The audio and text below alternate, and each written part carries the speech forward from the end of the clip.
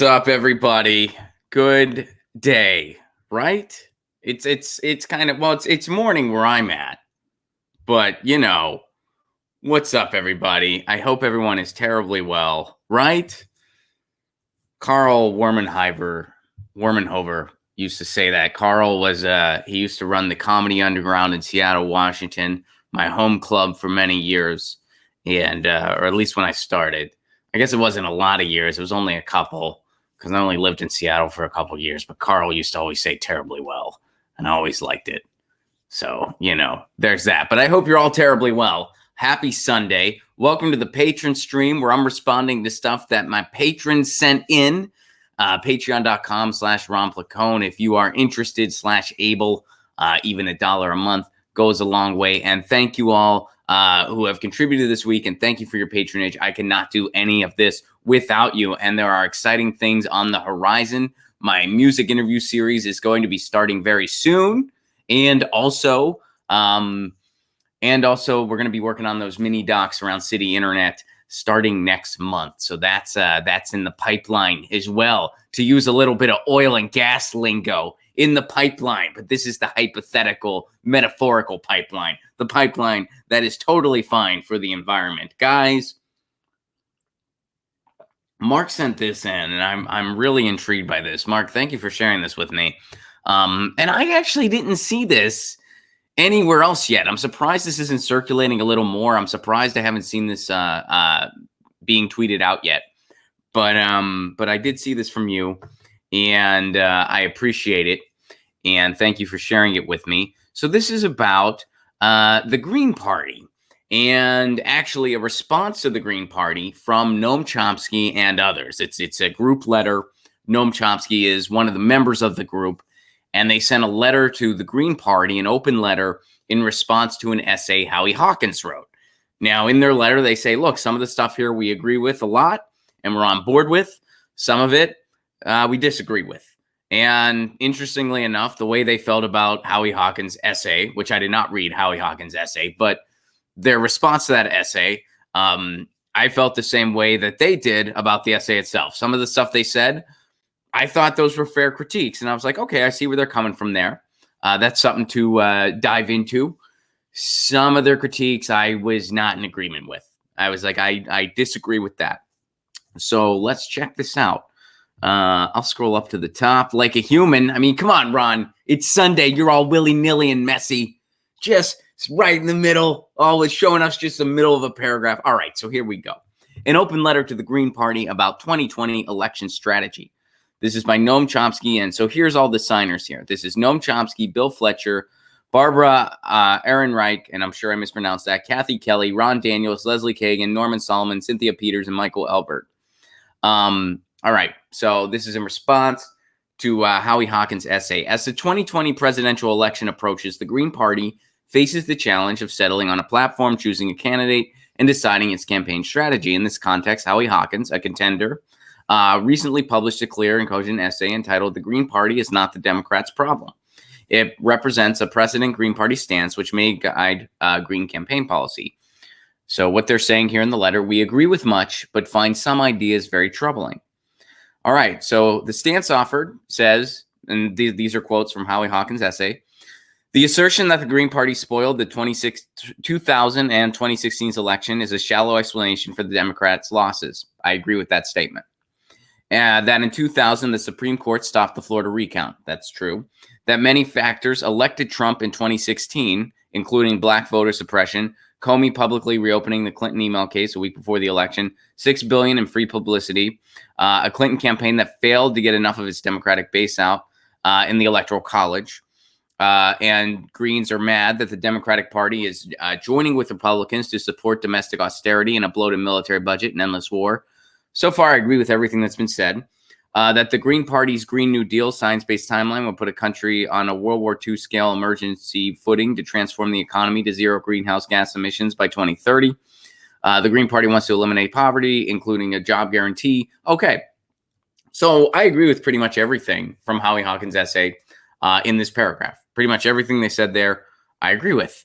And in this letter, it looks like they agree with a lot of it too. Okay, we agree that many factors, this is getting back to the letter, We agree that many factors led to the Democratic Party losses and that the Supreme Court was a big one, as was the Electoral College. Very true. We too are furious that Democrats joining Republicans in so many violations of justice and peace. I'm furious about that as well. Likewise, we admire the Greens' Green New Deal and economic justice commitments. Okay, cool. And also support a grassroots local office approach to winning electoral gains. Right on.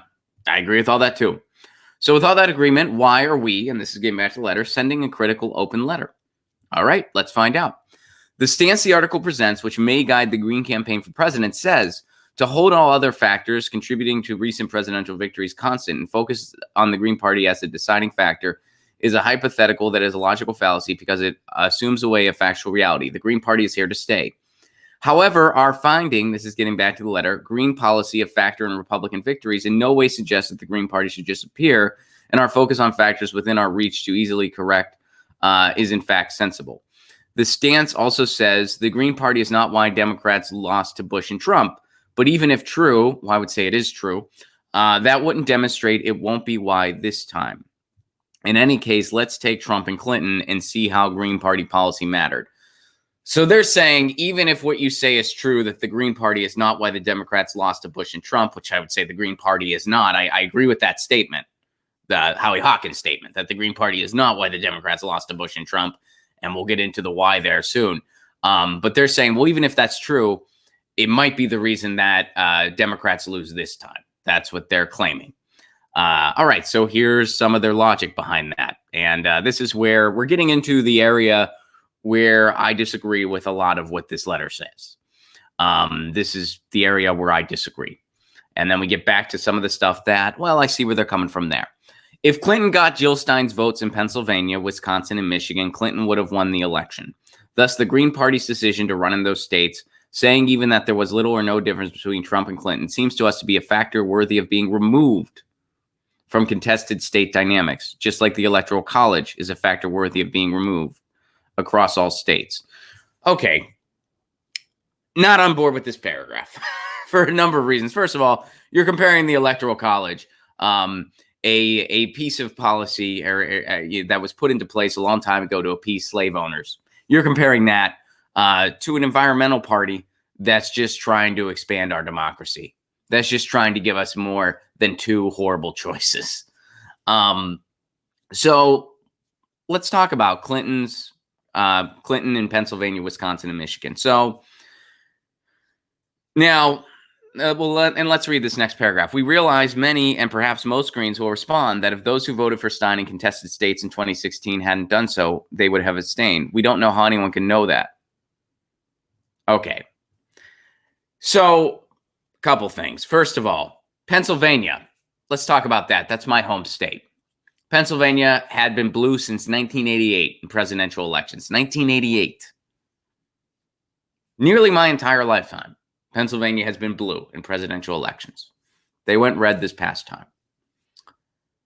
Hillary Clinton campaigned in the cities where she got an overwhelming majority, Pittsburgh and Philadelphia. She didn't go to the middle.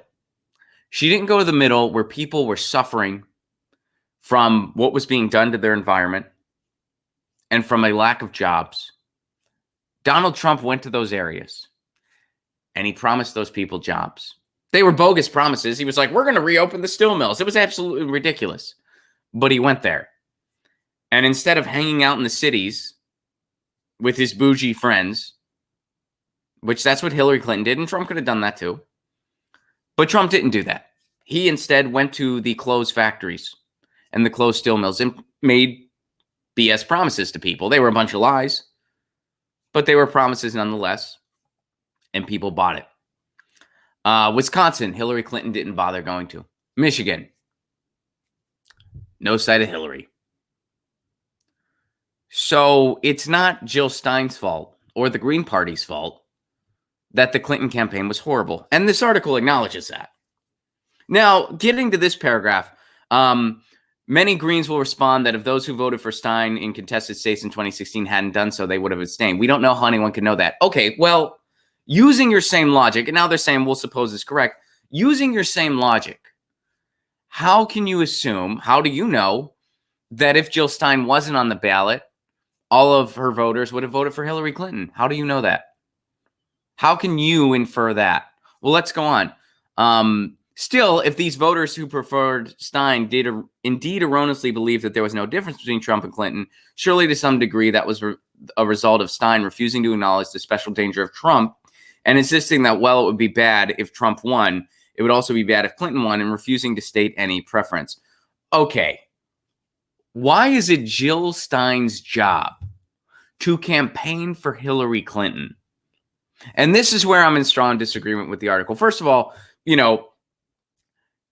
do we know for sure that Jill Stein voters, that they all would have abstained otherwise? I suppose we don't, but it's a lot easier to infer if people are members of the Green Party. If that is their party, they are part of the Green Party, then yeah, they're probably going to vote for a Green Party candidate, or they might not vote at all because they're tired of the two-party system. That's probably part of the reason they are in the Green Party. And how can you assume that they automatically would have voted for Clinton otherwise? Furthermore, what about the Democrats that voted for Trump? What about all the people who didn't bother to vote? What about all the voter suppression? And instead, you're blaming the Green Party, and you're implying that it's Jill Stein's job to campaign for Hillary Clinton in places she didn't even bother going. She, being Hillary Clinton, didn't even bother going. That's a ridiculous sentiment. I'm sorry. Why didn't Jill Stein campaign for Hillary? That's essentially what they're saying. They're saying it in a very flowery way, but they're saying, well, why didn't Jill Stein campaign for Hillary? And by the way, earlier on, they pointed out the fact that the corporate media gave Trump billions in free advertising. That the corporate media showed Trump's empty podium instead of showing Bernie Sanders' events.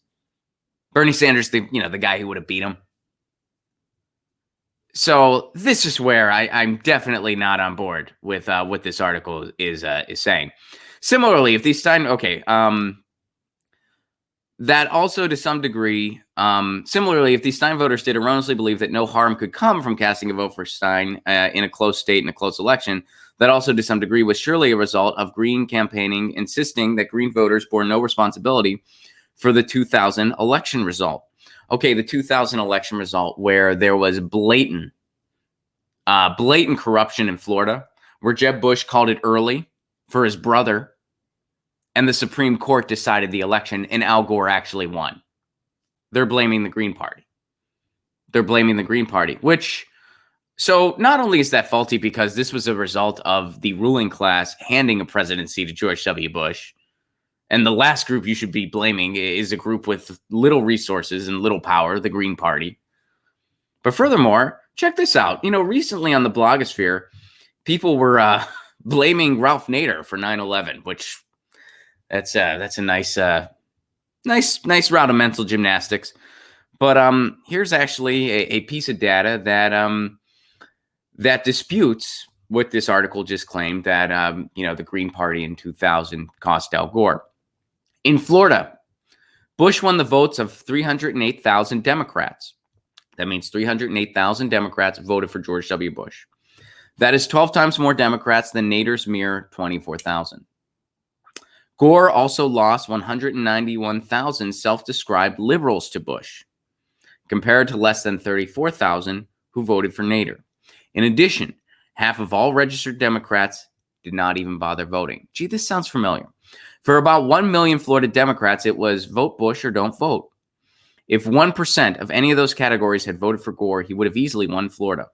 CNN's exit poll showed Nader received the same amount of votes from both Republicans and Democrats, 1%. Nader also took 4% of the independent vote. Here's the kicker. Had Nader not run, Bush would have won by more in Florida.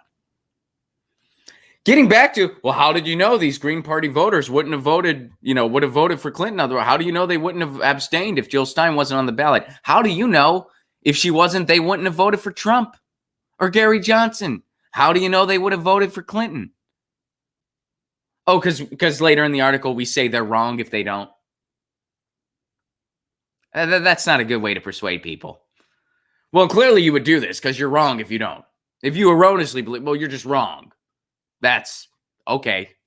All right. CNN's exit poll showed Nader received the same amount of votes from. Okay. So had Nader not run, Bush would have won by more in Florida. CNN's exit poll showed Bush at 49%, Gore at 47%, with 2% not voting in a hypothetical Nader-less Florida race. So there you go. So that's erroneous. All right.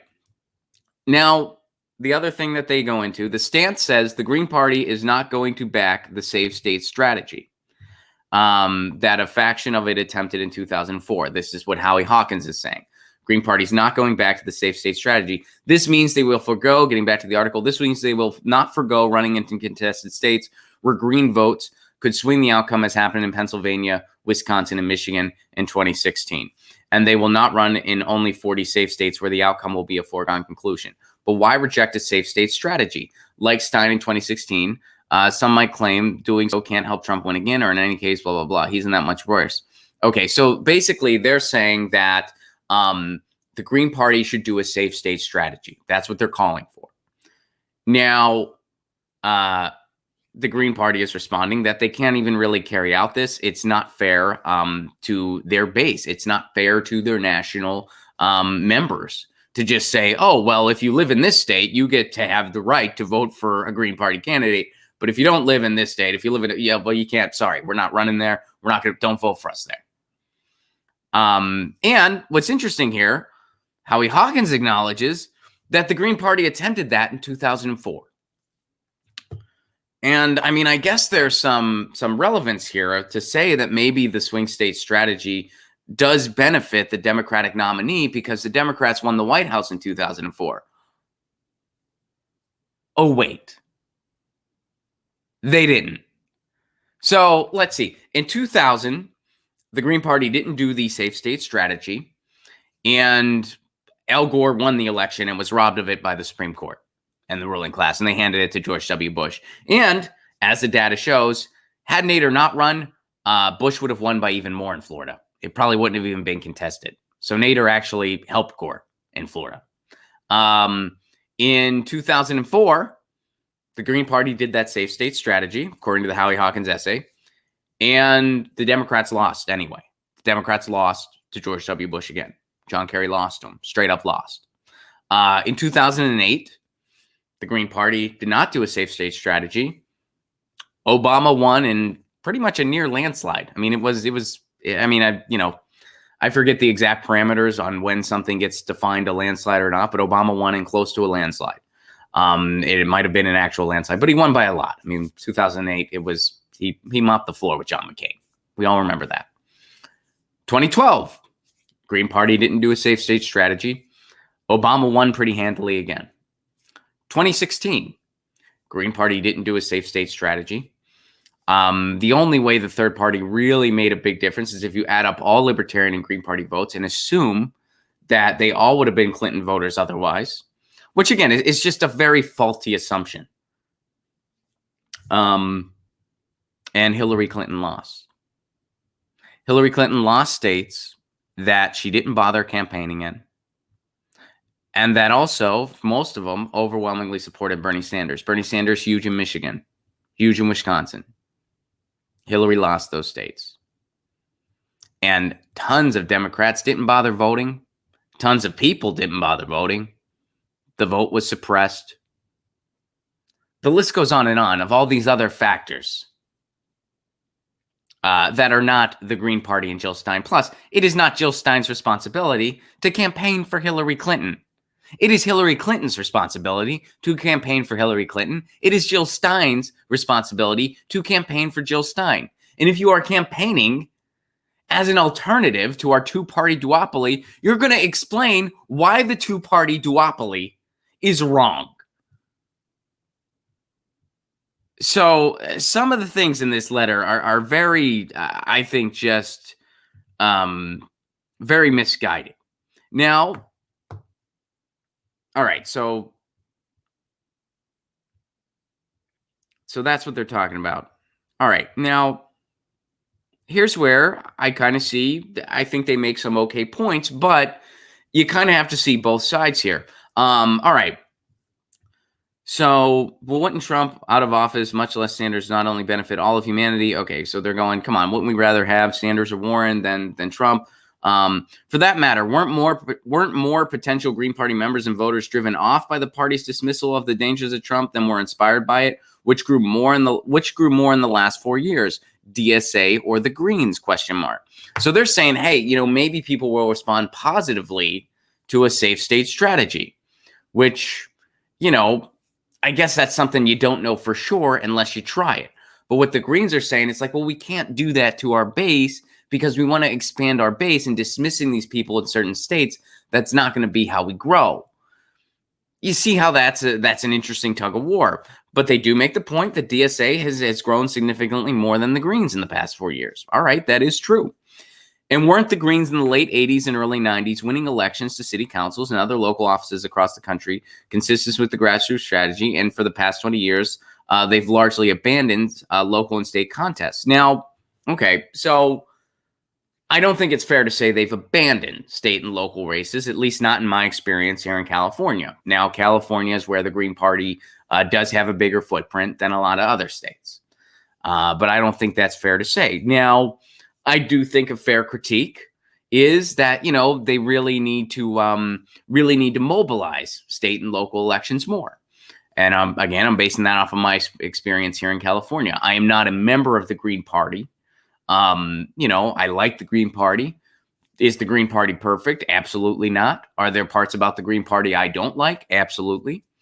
But in my experience, what have I seen? Well, you don't always see Greens running in every district. And one thing that I've seen here in California, and I'm not going to name names because I don't think it's fair to do so, but I have seen candidates that have run as Greens, and they really didn't feel like they got much support or much of a network behind them. So they dem entered, and they got better traction dem entering. They thought, gee, I'm not going to get any support from the DNC or the DCCC. I'm certainly not going to get any support from the Democratic establishment because I'm entering as a progressive outsider. But if the Green Party isn't giving me any resources, then I might as well dem enter because I'll at least have more visibility that way. That's a decision people are making. Now, here's the thing. They're probably making that decision not because the Green Party doesn't care about local elections or the Green Party doesn't want to see them win, but probably because the Green Party only has so many resources. So what Howie Hawkins is saying, or at least this is the debate that could happen, they're saying, hey, your safe state strategy, that'll widen your tent. More people will be turned on by that message. That's what this letter is claiming. The Greens are saying, look, you want us to expand our tent and do better locally and stuff like that. Well, we can't do that if you're telling us to write off certain states and to not have a national visibility in every state, and to tell our supporters in the swing states or in the Midwest that they can't vote for us. That's not going to expand our tent. Those are both compelling points. Would the safe state strategy make more people be attracted to the Greens? Well, I don't know. I mean, you're never going to know unless you try it or don't try it. But the whole point of, look, if we just dismiss our national base, that doesn't seem a strategy for success. But I strongly disagree with the assessments in this letter about 2000 and 2016. I strongly disagree with those assessments, and I think there's more evidence that shows, look, the Green Party is not the factor as to whether or not Democrats win or lose elections. The factor as to whether or not Democrats lose elections is when they have a good candidate or not. Point blank. When they have a good candidate, or at least someone who sounds like a good candidate, that can really mobilize a grassroots effort. I mean, look what Obama did in 2008. When Democrats do that, they win. When they don't do that, they lose. And again, we can point to, hey, Green Party did your safe strategy in 2004. That's what Howie Hawkins says. And the Democrats still lost. And then in 2008, Barack Obama won. 2012, Barack Obama won. 2016, Hillary Clinton lost. 2000, the Supreme Court handed the election to a Republican. So I don't think the factor here is the Green Party. I think the factor is the Democrats run a good candidate. Furthermore, if they want Green Party votes, isn't it the job of the candidate to attempt to form a coalition. Why is it the Green Party's job to make that decision to say, well, we're not going to campaign in these states because we don't want to see Trump win or the Republican win? Wouldn't it be the candidate's job to instead reach out to the Green Party, give them an olive branch, say, hey, look, I get what you guys are all about, and I'm for it. And we have a lot more in common than differences that we have. And I want to tell you, I'm going to promise you, if I'm elected, I want to extend an olive branch to the Greens. I want to put some Greens in my cabinet. I want to hear your ideas. I want to absorb some of your policy. I want to form a coalition with you because we have more in common than we have different. And the biggest enemy is that Republican running. Why can't a Democrat do that? If these Green Party votes need to go to a Democrat, it's the Democrat's job to reach out. Not the Green Party candidate's job to campaign for the Democrat. That's not how democracy works. Okay. So, and that's what, and I disagree with that. They're saying like, oh, well, Jill Stein wasn't hard enough on Trump. Look, I don't think Jill Stein has ever said a favorable thing about Donald Trump in her life. I mean, not that I know of. And, you can go through her Twitter. You can go through what she said on the campaign trail. She certainly did not have anything favorable to say about Donald Trump. She didn't have much favorable things to say about Hillary Clinton either. And she spoke out about the two-party duopoly. Why? Because she was campaigning for Jill Stein. She wasn't campaigning for Hillary Clinton, nor should she have. So some of the things in this letter are absolutely ridiculous.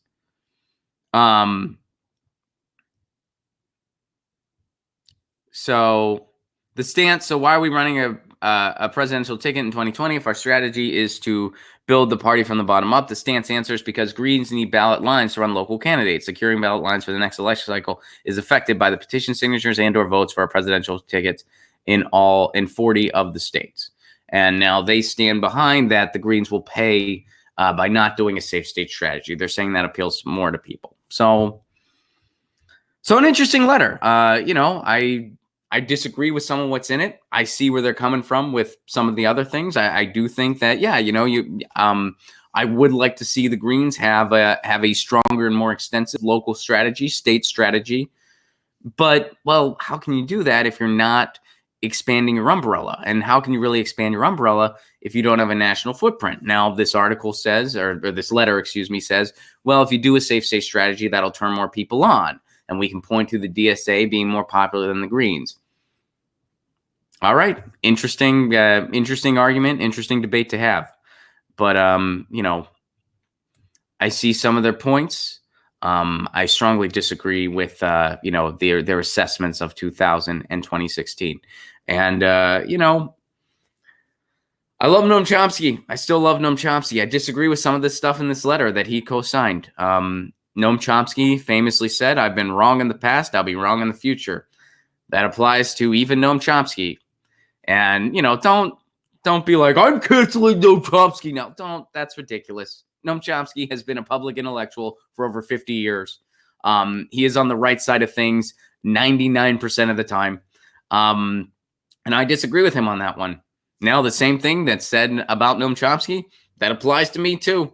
Hell, that applies to me all the time. I can think of a bunch of, for instances, where I've gotten stuff wrong.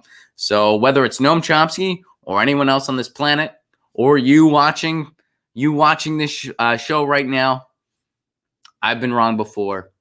I'll be wrong in the future. Noam Chomsky's been wrong before. He'll be wrong in the future. Howie Hawkins has been wrong before. He'll be wrong in the future. You've been wrong before. You'll be wrong again in the future.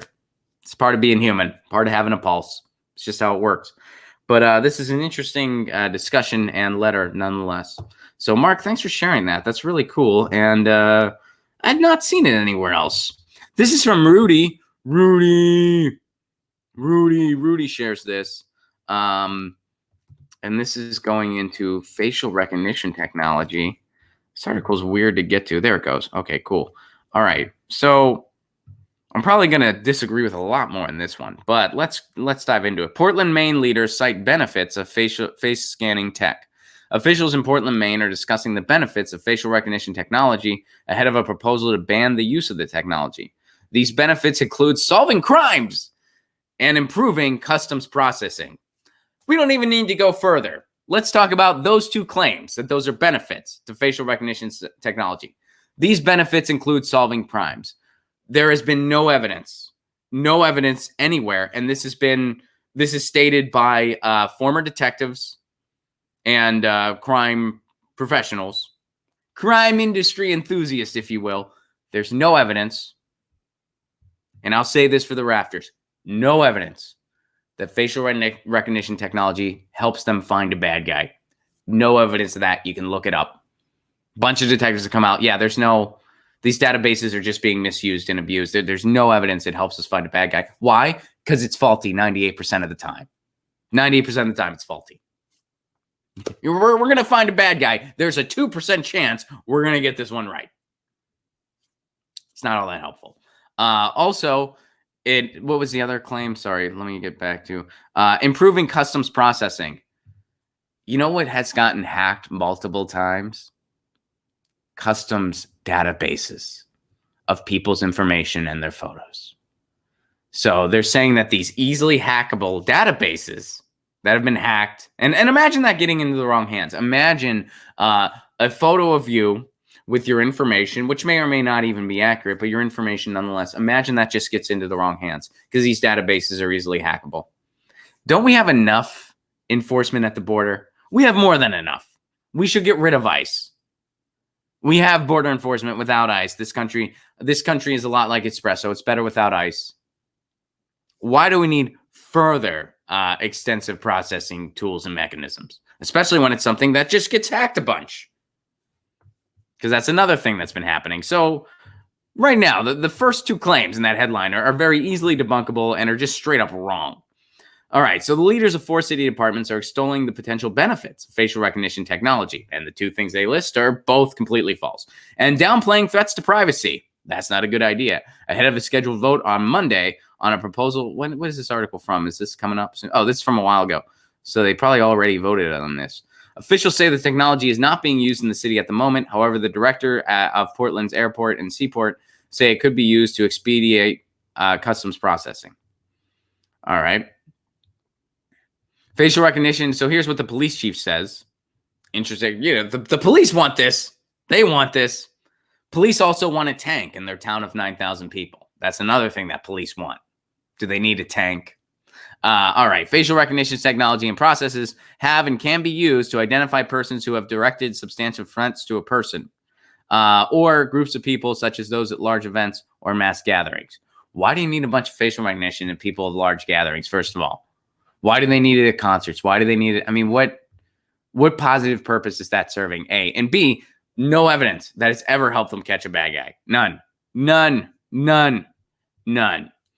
All right. So did Portland... Let's see if Portland voted on this.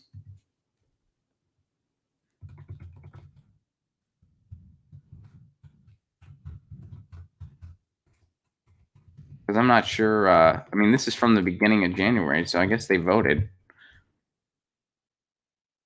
Oh, they delayed it. Oh, wait, no. Oh, okay. They're delaying it. Interesting. So they delayed the vote on it.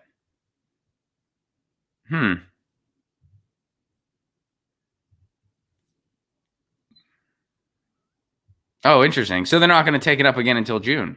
So there's your follow-up. Main city delays vote on facial recognition tech. All right. So they'll take it up again in June. I guess we'll see what happens in June. Rudy, thank you for sharing that. I appreciate that very much. Thank you. All right.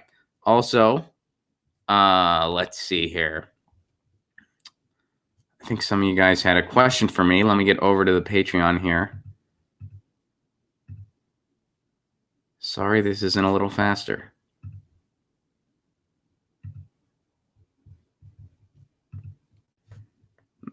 One second.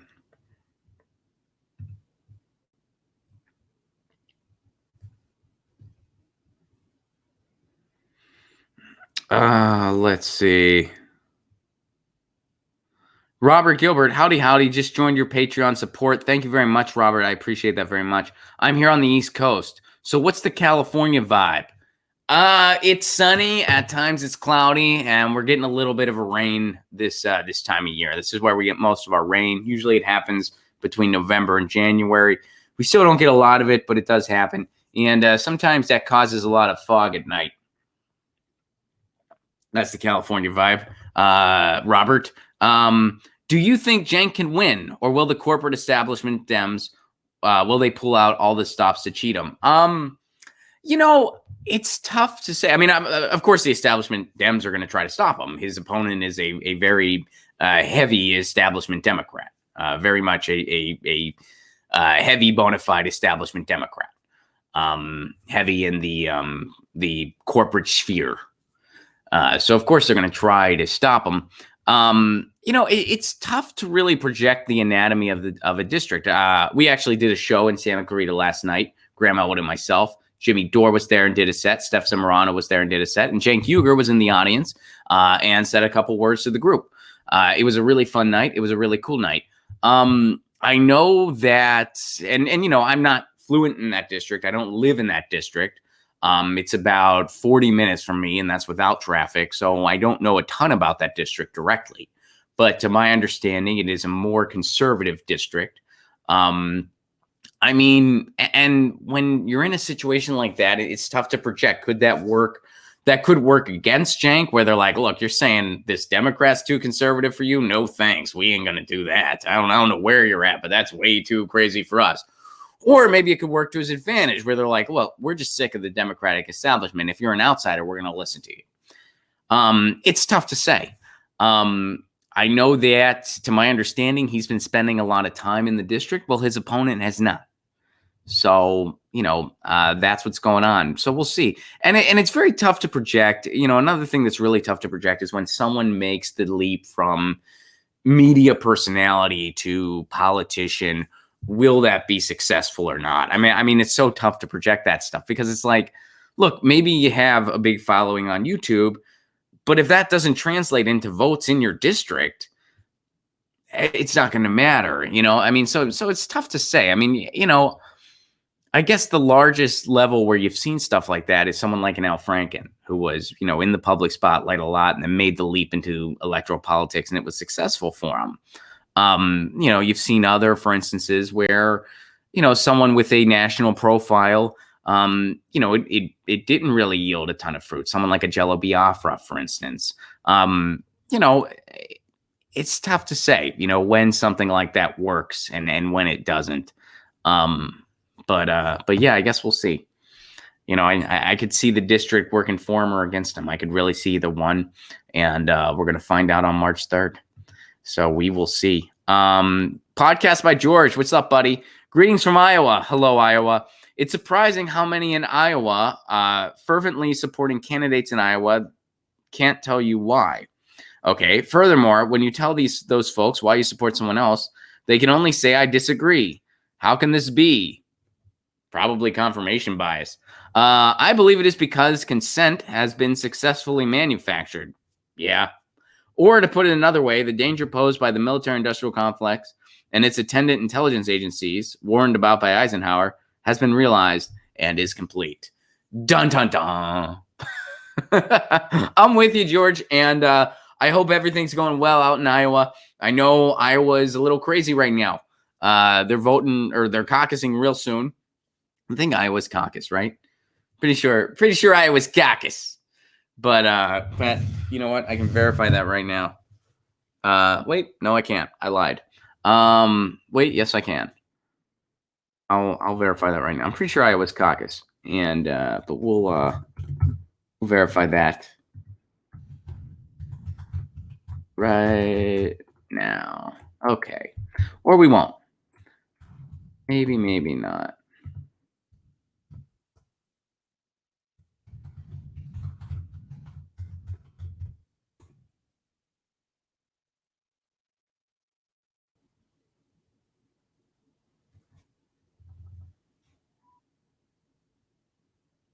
So this is way too long to verify something that I'm pretty certain is already correct. This has been way too long. Yeah. Okay. Yeah. Iowa's caucus. All right. Sorry about that. That was way too fucking long. Way too fucking long. But you get the idea. So yeah, George, I think a lot of people are just in tune to their confirmation bias. I myself am guilty of that. We're all guilty of that. Again, biggest morals or biggest lessons from this stream. Everybody has been wrong in the past, and everybody will be wrong in the future. It's part of being human. That's part of having a pulse. And we are all victims, not victims, but we're all subject to our own confirmation bias. We're all guilty of that. I'm guilty of that. You're guilty of that. And people who support other candidates are guilty of that too. And, I think the best way to get through is, trying to apply their logic to the way you feel and having that discussion. I know it sounds kind of hippie and kumbaya-esque, but I really believe that's the way forward. Look, some of these blue no matter who people, we just got to beat Trump. Well, that's great. Here's why I think Bernie Sanders is the guy who can beat him. That's where you take the conversation. Most important thing's beating Trump. I'm with you. Here's why Bernie Sanders is that guy. And you tell them about who has the most grassroots support, who has the most individual donors. Draw the parallel. Be like, look, this is like what Obama did in 2008 as far as a grassroots movement. Except this is, actually a real one, not a fake one that was completely abandoned when Obama got into office. So yeah, I would say that's the way to break through confirmation bias, is to actually have productive dialogues where you look for commonalities and you make your case based on those commonalities. Probably way easier said than done. And Robert, you found the stream. Awesome. Well done. Yeah, the patron streams are always on YouTube, and then the replay is only available on the Patreon, and I only respond to the patrons, which, by the way, thank you, Rudy. Thank you, Mark. Thank you, Robert. Thank you, Podcast by George, for submitting all your thoughts this week and for submitting all the stories that we covered on this week's Patrons podcast. And let me see if anyone's saying anything over on the YouTube here. I thank you all for tuning in. I hope you're all having a wonderful Sunday. This is the day of our Lord, so please, Prof. Anthrax, Vermin Supreme votes for reparations. Okay, I don't know what that means, but cool. Podcast by George, thank you very much for the Super Chat contribution. Prof. Anthrax, thank you. Podcast by George, thank you. Mark, thank you very much. Robert, thank you very much. Podcast by George, thank you again. Rudy, thank you very much. Guys, thank you so much for tuning in. Patrons, I could not do any of this without you. We are doing new projects this year. None of them would be happening if it wasn't for you. I wouldn't be able to do the music series, and I certainly wouldn't be able to do the mini docs on city broadband and municipal internet. Also, I'm so excited. Look for a really cool thing to drop tomorrow. Wow, was that vague? But tomorrow, some of you guys, especially you patrons, know that I've been doing some protest music at the live Jimmy Dore shows. And some of you guys have been requesting lyric sheets. Some of you guys have been requesting that we do something with it. Well, tomorrow is Music Monday, and something is going to drop. And all I'm going to say is I am very, very, very, very excited for this something to drop.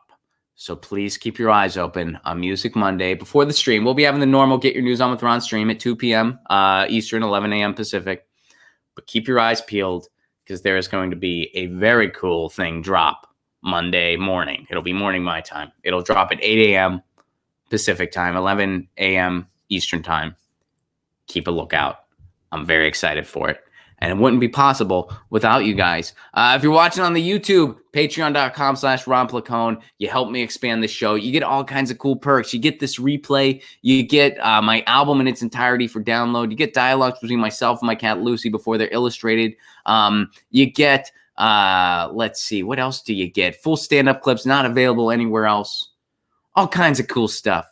And it's for a give what you can level. Even $1 a month goes a long way. Patreon.com/Ron Placone. If you are so able, please consider it. Guys, happy Sunday. Happy Sunday. Thank you again to everybody who participated. And in the meantime, I'll see you tomorrow for a real Get Your News On With Ron stream. And in the meantime, you know the drill. Lucy says meow. I say peace. Peace.